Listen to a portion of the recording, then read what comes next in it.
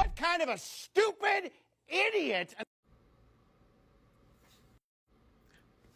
Oh, judgment. and I don't use this lightly, thinks that Jesus was at a drunk party and provided more alcohol for drunk people?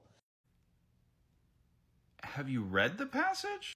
John 2:10, everyone sets out the fine wine first, then after people are drunk, the inferior. But you have kept the fine wine until now. Translation, you start with the top shelf and work your way to the well. You start with the 1918 Reserve and then work your way to Jim Beam. The Natty Light is reserved for the end because at that time you can't taste anything.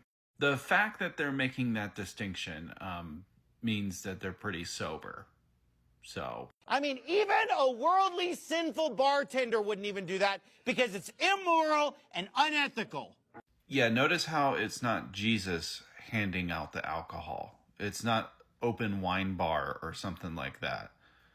It's the waiters that are giving out the alcohol. It's the waiters that are making that judgment.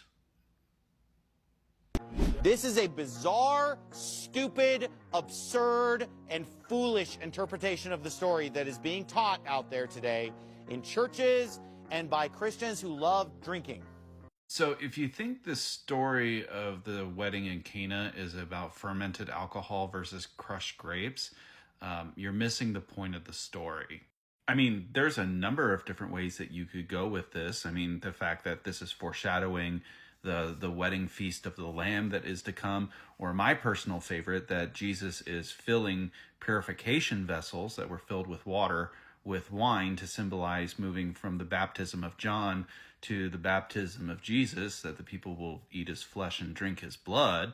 But I'm not making that interpretation because I want to justify my drinking or because I like to drink. That's just what the scripture says. And I'm not even sure the last time I had a drink, to be quite honest. Oh, wait, no.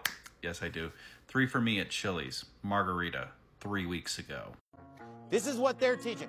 They're teaching that the people are drunk and that Jesus is giving them more alcohol. Again, no, we're not.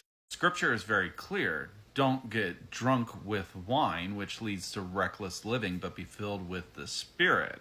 The scripture by no means condemns drinking or having wine. In fact, Paul tells Timothy to use a little wine because of your stomach and your frequent illness.